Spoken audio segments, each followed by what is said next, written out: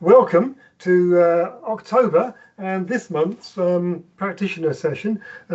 We've had a plan over this year, although this might be the first enaction of that plan, but we've had a plan to go back and revisit some of the competencies we've done before. As you may have noticed, the world's changed, both inside and outside tech. It's changed quite a lot.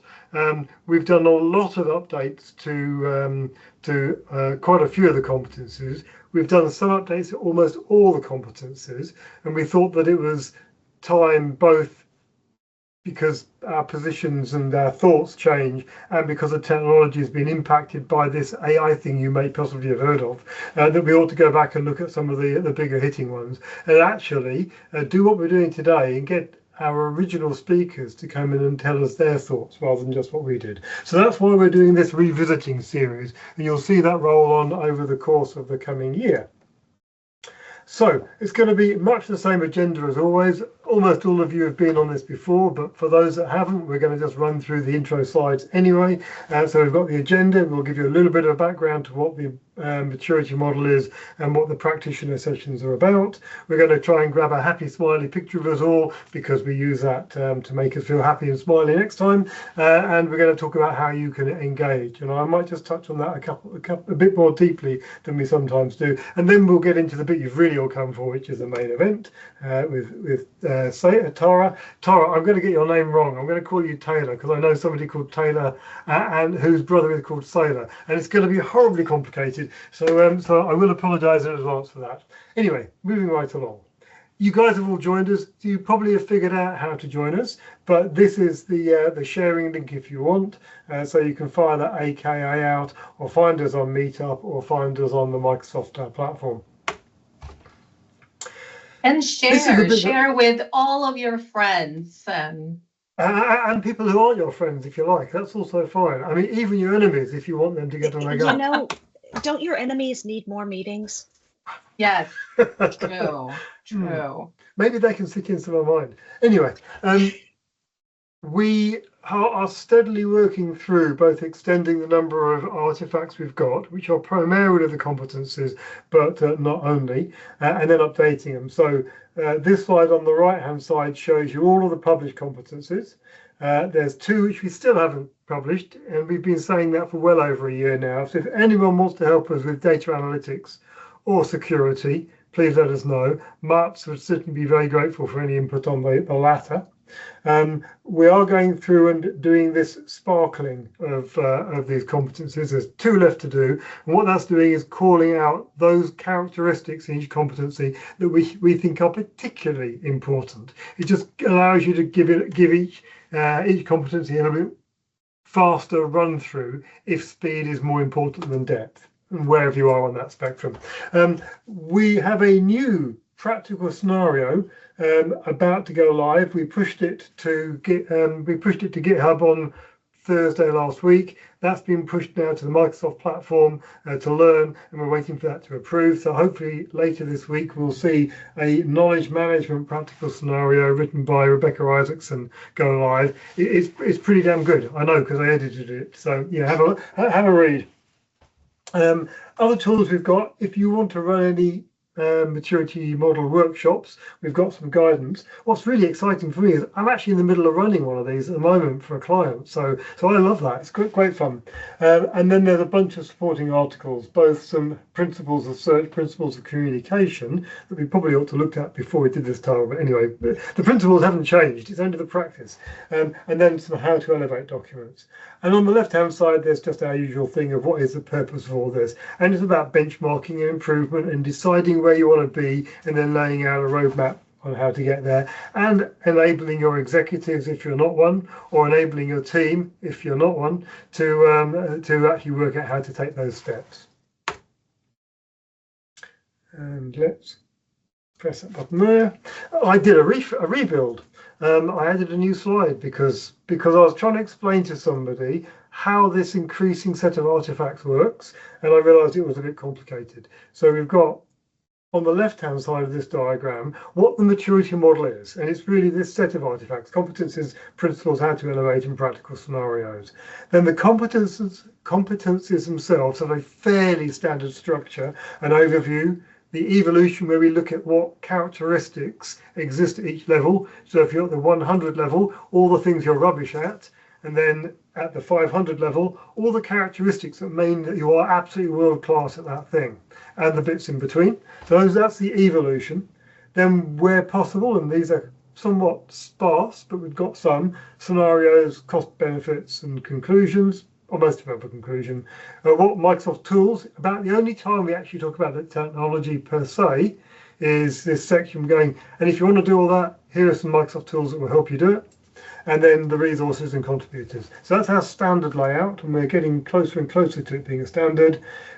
Each of the competencies tends to be split down into a set of sub-competencies. It just makes it a bit more digestible. You go, well, okay, this feels like a governance thing, and lo and behold, it'll be in the governance sub-competency. And we try and keep it down to about 3 or 4 sub-competencies, otherwise it gets messy again. And then what those characteristics are grouped by level, which I've mentioned. So that's the overall architectural structure of the model. And then on the right-hand side, we're beginning to look at how we'd split that out by business capability, which are mostly competencies, business activity, where we talk about scenarios, and so forth. You can digest this slide a bit more later, but we're trying to just make that a bit clearer.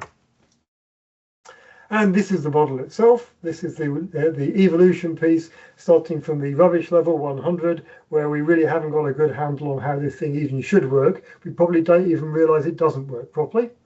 Then as we get better, we start to take steps to make our processes better, start to make communication from being an absolute ad hoc mess to being somewhat structured and planned to being at level 300 really rather good. We know what we're doing, it mostly works, most people are doing it rather well.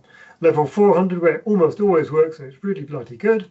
And then all the way up to 500, where we've got some really clever feedback loops and automation and AI and fantastic people doing optimized, personalized communications for all sorts of people, for example. Right, I think that's about as quick as we've ever got through that. Now we have the complicated bit. Is someone going to do this, Peter? Done.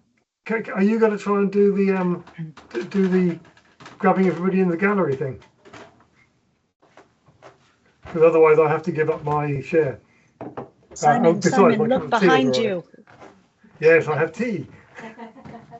Yes, well, we need to go into together mode, and you need to stop sharing, and everyone needs to turn on their computers. And their cameras, you mean, right? Their cameras. Yes, cameras. God, women cannot do 2 things at once. We just make it look like we can. So that's why these things happen, because we just fall back to just talking. So there we go. Well, we've got 51 people in the call and 12 people on the video. So come on, we need a few more happy faces. Yeah. Hey, well done. Can you stop sharing? I thought I'd done that already. My mistake. Yep. There we go. I did press the button, honest. There you go. And then together mode. Where have they moved the together mode? It's under view. It's under view now. It is under view. Yeah. I just changed it. Yeah, I was doing the same exact thing about 30 seconds ago. Oh crap, where's that now? Where is it? I can't find under view. I can't find view. Like, where am I? Someone else grab did a this. snip. Thank you, but it doesn't matter. Like anyone who goes into. I'll do it as well. Here we go. Here we All we need is everyone found have it. smiley faces and wave, and then I have to wave with my other hand, so I can drive this hand over here, and I'll grab that. Well, somebody else is moving into a seat. Oh yeah. Awesome. Good. Right, I've grabbed a couple. We'll do something with that. Thank you very much. You can stop being sociable now. No, don't stop being happy. Everyone continue to be happy. Happy is good. Right. Good job. And Mark, you're here. Excellent. Sorry, Since Mark is the late arrival, we're going to make him take this slide. Mark, do you want to just give this over the slide? Sure. So how can you get involved with the model? And of course, all of you are dying to help, which is really part of the point here. It's very much a community effort. So on these calls, we tend to have a guest star. The guest star can do many different things. They can present a case study, something that they've done in their organization that shows how the model has helped them out. You could write a practical scenario. Michael Blumenthal is talking in the chat about updating a couple of practical scenarios that he's written because he's learned some things along the way, which is great. We want to obviously keep the content fresh and valuable. We have a new knowledge management practical scenario that I'm working to publish with Rebecca Isaacson. You can contribute on GitHub, which is a little wonky if you haven't used GitHub, but it's where we actually store the articles. So if you could mute if you're not talking, or you are talking but not talking. You can give us some insights. You can just tell us what you think. You can socialize the content. You know, if you help share this, then more people get benefit from it. We're very much about sharing is caring in this whole world. So anyway, those are some ideas. We'd love to have input from any or all of you. Again, this is a community effort, so please let us know if you'd like to lend a hand. We have a core team, which are the people who are on video and spotlighted right now, but we're always interested in other people joining us.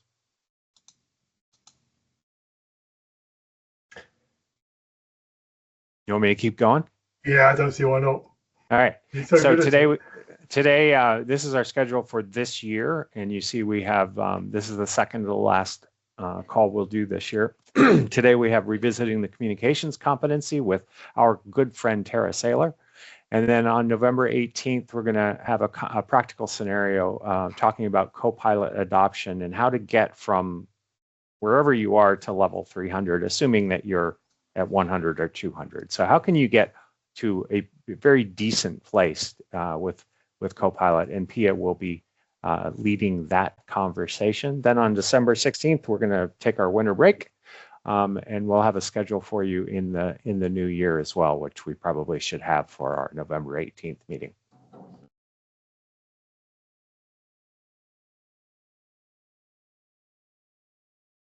I think we've kind of already covered that one. Yeah, you got it? Yep. Yeah, I think we just pushed straight through that. I'm the one who puts all those. I'm the one who puts all the names on that that slide, and it gives me joy to have to make the font smaller and smaller every time. So so glad that you can all join us. Sorry, Simon. Yeah, soon only legal can read it. We've got Copilot for that. Right, and as promised, we're about to kick off with the main event. Do feel free to ask questions, to use the reaction buttons. Oh, I'm going to fire up. I've managed to get Stream Deck set up so I can press buttons and magic things will happen just like that. So that's working. So feel free to do what I just did. If you want to ask a question, raise your hand and we'll jump to you. We'll help moderate that. And don't be afraid to follow up afterwards. I think it's over to me now. Yeah. I'm afraid it is. Go. It is. I know. So hi, everybody. If you haven't put together by the name that shows up underneath, I'm Tara Saylor. I am a former corporate communications person who moved over to an enterprise IT job. I moved to enterprise IT for two reasons. One, it pays way better. And then two, I really enjoyed knowing how the systems worked. And I was getting heavier and heavier into the admin type pieces. So I eventually just moved all the way over to doing full on kind of, here's how a product owner, basically. So if you see me on LinkedIn, I'm like senior manager collaboration services or something exciting like that. But basically, I spend a lot of time just kind of herding people and helping explain how communications tools work. Now I have the pleasure of being on the receiving end of poorly written emails from HR instead of being the one who has to write the poorly written emails from HR. So I wanted to call out basically, I've got a master's degree in communications. It's very much, I spent 10 years being paid for how I write. But I definitely have learned some things swapping over to the tech side. And that's what some of the things I have on the next slide. And I'm not sure who's can I click, Mark? Do you click? Simon, I think it's you and you're on mute. Okay. So a few things that I've definitely learned since coming over to the tech side, which I think you will all laugh and go, yeah, that's correct. Number one is just the sheer volume of behind the scenes complexity that is going on with things, especially with legacy systems. We were talking about like, look at all these cool things that we can do with AD and with Entra and groups and email enabled security groups and somebody was like, yeah, that's great, but we've still got these 4 major systems that are on-prem that we can't stop thinking about. So it's really easy to say, I need a fancy audience that does this, this, and this, but there's, usually 47 reasons and pieces you have to step through to make sure you do it correctly. The second thing I've really been reminded of is the importance of working across tech tools. We always kind of historically could get away with saying, oh, that's a SharePoint thing, that's a Teams thing, and that is just no longer the case anymore. Microsoft is so interconnected, there's no way that you can do this stuff without having it talking to each other, which I know we all went into IT, so we didn't have to talk to each other. And then the final thing I've really been noticing is the extent to which technology needs the business to make communications work. And by that, I mean, I know how to set up a newsfeed on a SharePoint site quickly, easily, how to do the targeting, how to get an audience spun up. But if there is not somebody who wants to put content into that newsfeed, there's no reason to build it. And so there's really that need to work with people in the business to make the technology useful. And I am all about things being useful. Otherwise, I'm also all about things being fun and shiny, but there's only so much time and we do need them to work. So jumping ahead, I will talk a little bit about what communications is. This is really, a basic. And I will say my Teams is acting up, so I don't have chat open. So if there's anything that you need me to kind of clarify or you have questions or comments that you want to make, please interrupt or, raise your hand. I may not see it, but it sounds like there are, operators standing by who can help. So at its core, one of the practical ways that we talk about communication is it's a matter of being a sender with some information that they need to tell people, and they somehow put that information into a message, and they get it over to people or a person or people. And it's really set up, there's 1,000 different ways. It can be something that is face-to-face. It can be something that is long written message. It can be something, Teams now wants me to know things. And it can be lots of different ways, but basically you've got somebody who knows something and they need to tell other people. And on top of that, if you jump to the next slide, the other piece that comes into it is that we then get feedback from the people, which causes us to moderate our message. So when you're talking to somebody in person, you have lots of feedback. You see them nodding, you see them smiling, they ask questions. If they're like me, they're, doing nonverbal and, even saying, yeah, and stuff like that. If it's something like an email, you're looking for a reply, text messages back. There's the famous thing about how people get very concerned about whether or not okay has a period after it in a text message. And that's because there's so little context in this feedback loop that we try to look for any piece of context we have. So if you jump to the next slide, there's no really one right way or wrong way to communicate. And one of the things that I tend to think about is bandwidth. So if you have something that is a very quick, simple message, you can think of it as a low low bandwidth message.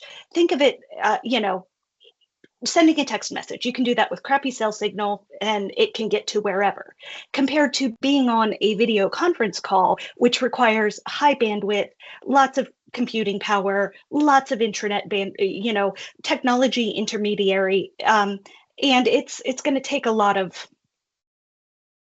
processing power.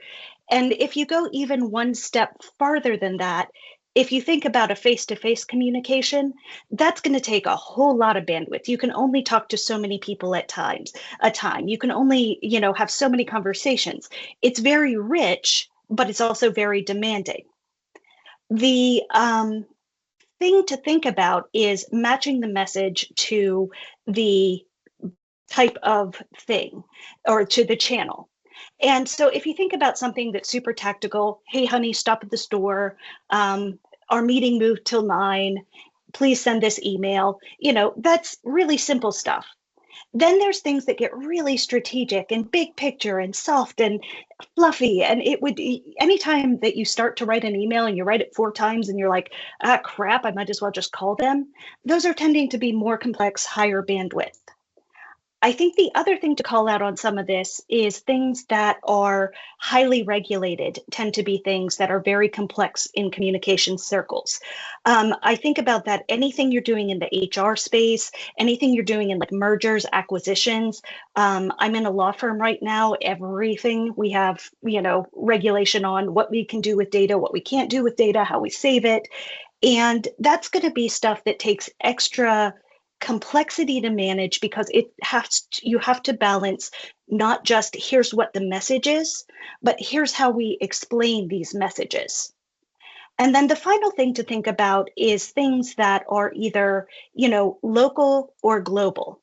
If you're talking about things that are local, that's where you just get the 5 people you talk to all the time. You used to just stand up in your desk and kind of shout to each other. But you now kind of have to Teams each other or have your back channel going. And then the final piece but if you think about global, we've had some entertaining conversations between my US and UK colleagues about what are pants.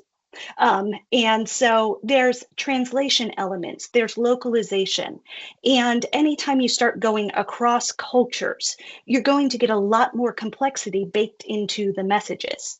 And I'm seeing some things pop up. Is there anything we should stop and talk about or save it to the end, keep going? We're debating the definition of the letters okay. Oh. So carry on. I understand that it was a typo from World War II, actually, that it was like meant to be all clear, but somebody had bad handwriting and it slowly turned into okay. But yes, that's probably an urban legend. So probably. Anyway, yeah. So jumping on to the next slide. Simon, that's you, man. There you go. Yeah.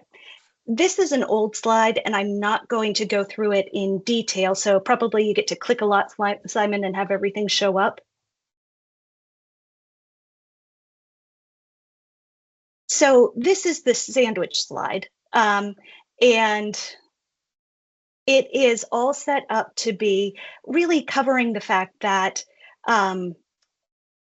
what the message is impact how you share it with people. What you don't necessarily need a reply all email to the entire firm for a basic, simple message, whereas that might be something that's appropriate for teams. We definitely see people are willing to be more candid and share more information in a Teams chat than they do in a Teams post, because somehow we think of chat as more private than the post is. I don't know why we do it, but there's no one right way or wrong way to communicate. It's really just thinking about how do we make it all come together. So with that is kind of what is the background of communication. Let's start talking about the maturity model. And I'll walk through the maturity model itself, kind of what it looks like, how that works, what it might be in person. And then, because this is a Microsoft conversation and we are obligated all of us to mention Copilot at least 17 times, I will start talking about some of the ways that we're seeing AI fit this space. And honestly, there are some really good things that AI is doing, especially in communication. That's what LLMs are meant to do.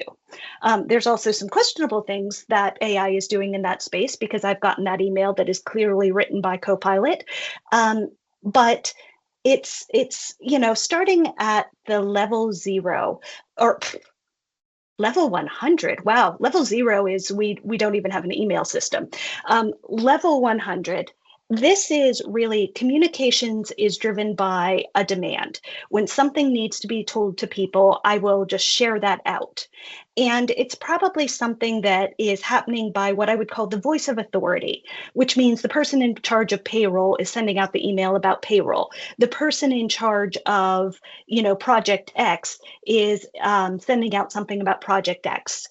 It's probably going to be all in people's brains. It's knowledge that they have, but they don't necessarily have it written down anywhere. It's information that they just kind of, behind the scenes, And honestly, I will also say that this isn't necessarily an inappropriate place for an organization to be if it is a small company. There's no reason to put together a complex plan about, here's our communication strategy for the next 6 months, if there's only 3 people that need to be communicated with and you talk to each other all the time. So it's not that ad hoc is bad. It's when the size of the organization starts to outstrip the ability to plan and deliver messages. So if you jump up to level 200, I think that you see a lot of companies that are here. And it's probably going to be something that is, okay, we've got an HR inbox. We've got a vanity email that goes out. We may have a web page that we put something on. It's going to be still very disjointed and distributed. There's no coordination mechanisms. No one's going to say, hey, HR has an announcement on Tuesday, so no one else send an announcement that day. It's probably going to be very, I am a person with something to tell you. The feedback loops are going to be very basic. There's not going to be a lot of like surveying or commenting. It's going to be where a leader types up a message and no one says, maybe we should have somebody read that before he hits send, and you're going to get a horrible message from a leader. And suddenly then, the feedback is everybody going, what does that mean? There's probably channels, but the people who own them are going to be different all the time. And a lot of times this pushes over to technology to be the gatekeepers, because we're the technical gatekeepers. We can control who has rights to post on a page. So they're like, oh yeah, you can make those decisions about who has rights to post. But of course, then on the technology side, we don't necessarily know, is it appropriate for that person to be doing the posting? So it's really kind of it's managed, but it's not fantastic. If you come up a level to level 300, then you're going to start getting some more processes in place. And governance, I do love it. Governance is my favorite word. It's up there. But it starts to think about, okay, how do we do this repeatedly? And how is it less focused on Tara knows how HR works and much more focused on the HR organization, regardless of who is running that, has this channel, and this is how the channel works. And it's really kind of thinking about, how do we coordinate messages? How do we make sure that we start getting into basic targeting? Things like, okay, I need to get it to people in this functional area or this geography. And you've got reliable lists that you can use to do that. You're probably going to get into things like, this is our preferred tool. Like this kind of thing goes on the intranet. Please don't push an email with it. Did I see a hand up or a wave or? Yeah, that Yes, was me, you did. Tara. It's a process question, a practical one for me. So these description characteristics, are these ones that you've written, or have you taken those out of the communications competency? So that's this is out of the communications competency with some updating. After this presentation, I've got a follow-up to go update the competency too and propose some changes. Okay, super, because that's exactly where I was with this. This is great stuff. Some of this definitely needs to be in the competency. Yeah. That's phase 2. So okay, super. Call me. Now that I know that it's resonating with everyone. But yeah, so this is also going to start having some things like surveys and high-level feedback tools, so that the idea of listening to your audience and adjusting to it is you're trying to get there. You may not get there all the way. You may not have real-time analytics, but you're starting to think there. So level 400, I don't know if I've ever seen a company get beyond level 400. And level 400 is pretty darn good, because it's basically doing a lot of things to how do we take this communication and adjust it so that it is more effective for the people we're communicating to. And the best example I have of this is I was part of the task force whenever COVID shut down everything in 2020. And that was when I worked at a healthcare company, and we went from all in person to everybody home in a matter of days. And then we had to figure out, we had things like servers, and people had to come on site to support servers. And then we had to figure out, how do we support our clients? And we still had to have people traveling while everybody was still in lockdown.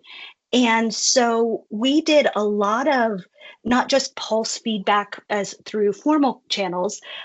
We spent a lot of time scraping Reddit to see what was on people's mind. And, Reddit is Reddit, so I wouldn't necessarily recommend caring about everything people posted on Reddit, but it was a really good way to get a sense of, okay, here's what's worrying people and here's what we can address. We were sending out a weekly newsletter. It came every Friday. Mostly it came from a standard communication inbox. Every once in a while I sent it from the wrong one and it came from me. But we basically had then that cadence where people knew, we'll get an update every Friday. We'll be able to see what that update is based on, they'll post it back to this intranet site so we can see the guidance and the governance. And because we were getting all that feedback about what people were concerned about, we were able to address what they had, what they were thinking. And granted, that was a very focused task force. There was a lot of attention going on to it, but it was kind of a big deal. It was the kind of thing you had to pay attention to. It is very much something that companies can do with, HR likes to do this employee engagement type things. This is stuff that if you have a strategic, a comms team helping support strategic messaging, they're going to be trying to do stuff like this. And then level 500, I don't know if I've ever seen an organization pull off 500, but it's basically treating your internal communications the same way that marketing thinks about external communications. So thinking about journeys and thinking about automated responses and thinking about like this holistic experience. And something like this takes a lot of planning to put together, because it's not just a matter of, I have a tool that can fire off an email at the 30-day, 60-day, 90-day periods after someone joins the company. You have to think about, what is the message? Does the message need to vary depending on where the person is? Are there actions? Would it be different if they complete some of those actions? And I think some of the examples that I would think of here are things like new manager onboarding programs, new employee onboarding programs. And doing stuff like this really takes close partnerships between the technology team who knows the tools and then the communications teams that are creating that content. And it's not an easy thing to do, because, well, you're listening all the time, you're adjusting all the time. It takes resources and planning, and it's very complex, but it's really cool if you can do that. I also haven't talked about really that two-way communication thing. There's a lot of tools that Microsoft gives that make it easy for people in the organization to speak up and share their thoughts. Viva Connect, formerly known as Yammer, is the one that always comes to mind. But they're putting together things like, you can do a quick pulse survey if you wanted to. You can just do like, there's a real shift, and we tend to take it for granted now, but 5 years ago, even 10 years ago, it was very new. This idea that employees should also share what they know, and that employees should also be able to add content and give feedback and share knowledge. And so if you look at the lower levels of communication, it is very much, here is the CEO's blog, and it is ghostwritten by someone in comms, and it comes out every Thursday, hooray. Whereas if you get to something like Viva Engage / Yammer, or you start getting to these 500 levels, that's where you have someone who's like, you know what, I'm working on this project and it is really cool. So I'm going to write a blog post about it every month and I'm going to post it. And the comms channel says, oh, that's great. And they can share that. And it's being led by somebody who cares about the topic and wants to communicate it about it. So like I said, I saw someone say they'd probably never seen anything below like above a 200 or 300.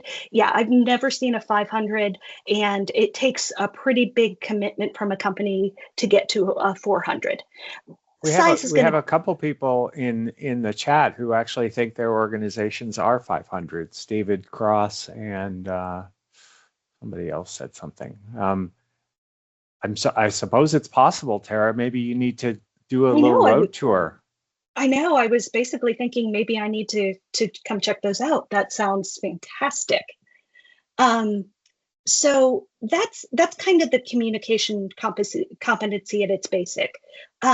Before I jump into AI, any questions about this? And those of you at a 500, go hug your communications experts. They need it.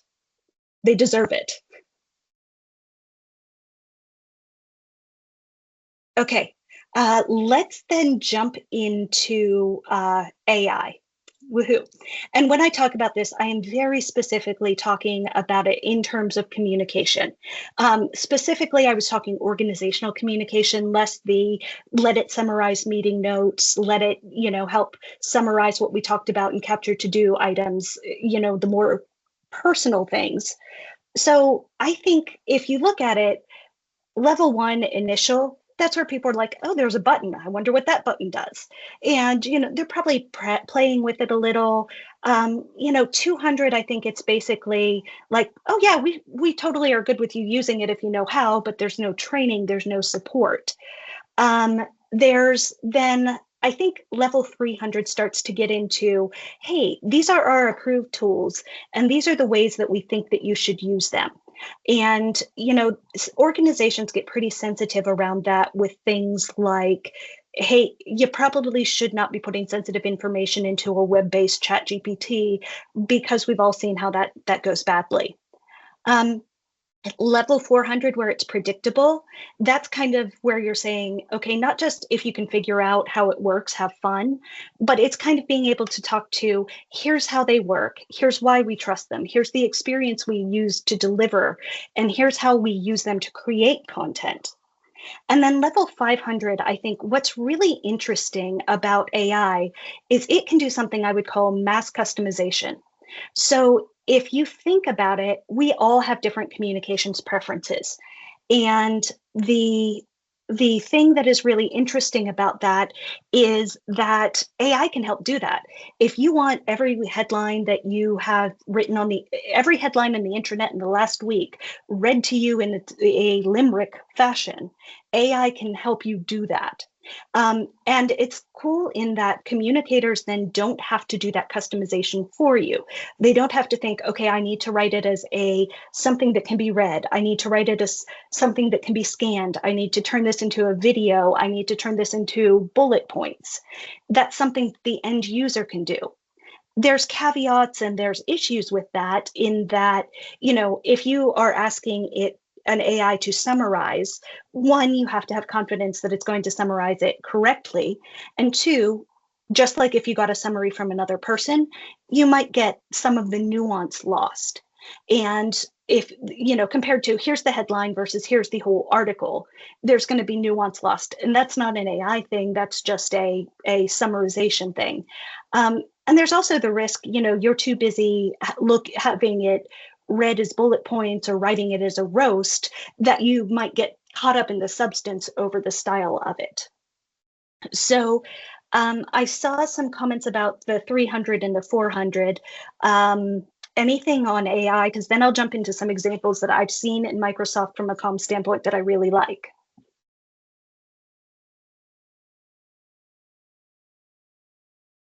I see another hand up. David. Yeah, so the difference between the 300 and 400. So in AI, I would say we're probably maybe at 300, probably striving for 400. But we have tools and we allow users to use different AI, but we want them to experiment to see what the possible, because I work for a big company, so we want them to experiment to see how it can be used to help our customers and help our business. So is that what 400 is, or is it at the 300 that you can use it? And so I was thinking about it very much in terms of communication specifically. So with that caveat, yeah. But I think that 300 in my mind was thinking, okay, so we have it, it's controlled, it's stable, but we're not necessarily going, I would say where I am, we have things locked down to prevent data from getting out of the firm. And law firms take that really, really seriously. So it's very much, we know what it is, we understand the risks, we know how it works, we have certain approved use cases, but we're not actually advocating for its use broadly. We're advocating for it in pilot places. I would say 400 is getting out of this, like we're just piloting pieces, and that's my 2 cents. I would put where you are closer to a 400 than a 300. okay, all right, thank you. I'm going to throw my bit in if I may, because I'm always opinionated. I think that if you are letting people try stuff out, and that's what you're doing, then you're not at 400. There is a case to say you're not really fully at 300. If you're encouraging people to try different approaches in a structured fashion and have a feedback process to take that and analyze it, that's 400. So it's all a question of, it's not that they're playing around with different AIs, but it's how you're acting on the insights that's giving you that pushes you up into those higher levels. We just finished a week of what we call AI days, where we communicated and had online sessions and stuff for the employees on how they could do it and how they can use it and where they can go to try the tools and experiment and stuff like that. And so we had hundreds of employees participate in what we call the AI days thing. Cool. I mean, that does sound like a mature approach. Again, as long as you're doing the legwork before and afterwards to drive value out of that, and then use that to influence your strategy. If you're doing that, then that's really high maturity activity stuff. Cool, which I think is my closest thing to giving you a compliment. Good job. So I'm sticking where we're at 300 for right now. They give high standards where I work. So the next couple slides, I will talk about some of the things I've seen, again, specifically from communications, that I think it does pretty well. The other requirement, Microsoft requires we talk about Copilot. Because it's tech, I need an XKCD comment or comic. But I think that it's always good to remember as we do this, and I will say Microsoft has done a very good job of putting these checks and guards in the tools I will talk about. It's a reminder, LLMs are predicting plausible words. And so as we look at them, we have to remember there's always the risk that what comes out is not what you think it's going to be. And the places that I see LLMs working really reliably for communications are places where you have really good content organized. It's been a little bit funny I have worked in enterprise search for years now. And as you suddenly see everybody understand that information architecture and metadata matters, and like, holy crap, Copilot can find things that we had locked down. How did it, or that we didn't have locked down? How do we address it? So I think that it's really good to remember on all of this that there is a not just technology element, but there is that strategy around how do I organize my content? How do I secure my content? Somebody I know actually says it's IA before AI, so information architecture before artificial intelligence. But you'll see in the things that SharePoint does that they have some really good guardrails that they thought about that too. So one of the things that I've been really happy playing with SharePoint and LLMs, if you go over to the next one, I know, and I found all my other SharePoint people in the room applauding about information architecture. SharePoint has this new, it's in preview, an FAQ tool. And basically, you can take a document. This is their example that's out on Microsoft's website, but I took our FMLA policy. And you can load it into the tool and say, write me a set of FAQs based on this document. And it walks you through step by step. It kind of forces you to look at it step by step and start editing and reviewing and saying, is this relevant? Is this not relevant? And then it is going to give you basically a set of pretty decent FAQs based entirely on your Word document or your PDF. And that set of FAQs you can then send to someone to edit, review, and publish, or you can just hit publish. I highly recommend you read them all. And, I'm not an FMLA specialist. You probably need to have somebody who is that SME. I can create a page for you and it's going to look good to me, but you really need a subject matter expert to look at it. But again, because you're giving it a very defined scope and you're asking it for a very defined set of outputs, it can give you something that I would find pretty reliable. The next thing that I think is pretty good that I've been watching is summarization tools. And again, what this does is it's really looking at a specific set of content and it's giving you a roll up. It'll also do this in a SharePoint Online site. It kind of cages it as within the site collection or that site. And you basically can set up a chat bot by pushing a button. And it's in Teams, it's in Viva Engage, it's in Outlook. And it's very good at, you can go in and say, what did I miss in this channel? Or what are the things that I need to know?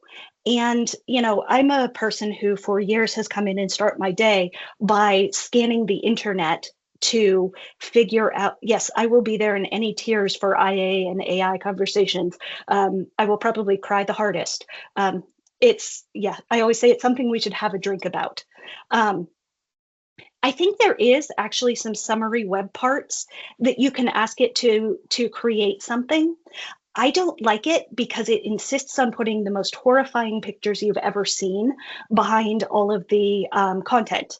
It really, really was terrifying. I said, here, create summarize this document and give me a web page about it.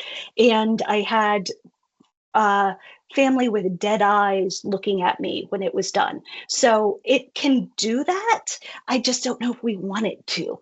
And I tried to tell it to not have the picture, and it didn't understand it did not understand why I wouldn't want that picture. But again, these summarization tools, if you're busy and you just need the highlights, they're pretty reliable. They're generally useful. They're very good at going out saying, here's this set of information. Here's what you need to know, and putting it into, you can tell it I want bullet points, or you can tell it I want longer write-ups. It's pretty useful. And then the next slide, I think this is also something that we really need to keep in mind this is a communications thing, but also an everyone thing. There are things that AI is doing in the accessibility front that are really helpful. Things like having an automatic transcript for every video, that's not new. I think Stream has been doing that for years, but they've gotten better. And, you know, being able to have the transcript as soon as the video is done, or some of the real-time transcript tools. We've been playing actually with the real-time text translations with Teams Pro. I'm not sure to what extent that's technically a Gen AI versus just machine learning versus this, that, and the other. But it did a pretty decent job. In true French style, it told me my accent was terrible and it couldn't understand me. But it did a pretty decent job of when I said, I'm speaking in English, please put French captions up. It could do that in real time.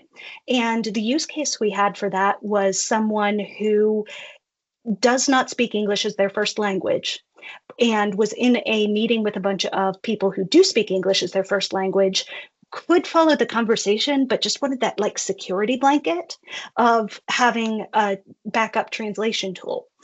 And it's pretty good. You'll notice that anytime you put pictures places, Microsoft is aggressively going out and putting, is this the alt text you want? Is this the alt text you want? Again, the various things that it puts up there, they're not great captions, but they're at least a good starting point. And I don't think the output from Copilot is stuff that I would say, yep, that's beautiful and that's everything a human mind could think of. But it's really nice not to have a blank page looking back at you sometimes. And then the other piece that it has been talking about is information overload for people who are neurodivergent. And they have been talking about, you know, people who get overwhelmed by a sheer volume of content have been finding an AI really useful for, okay, instead of giving me this wall of text that just does not work for my brain, help me get it into a format and a fashion that does work for my brain.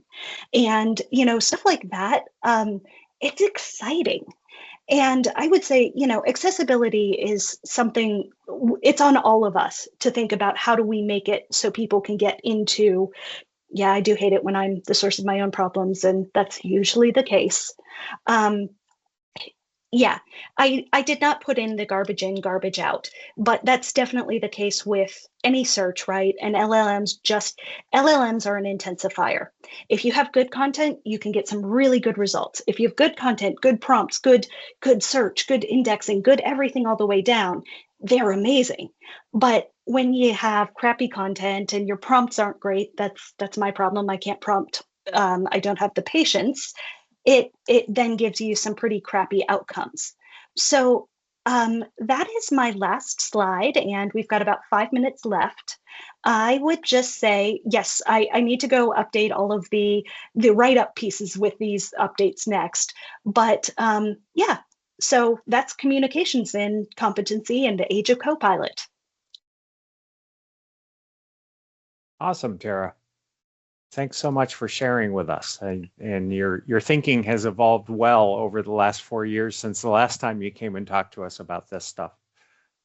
You have topics. to.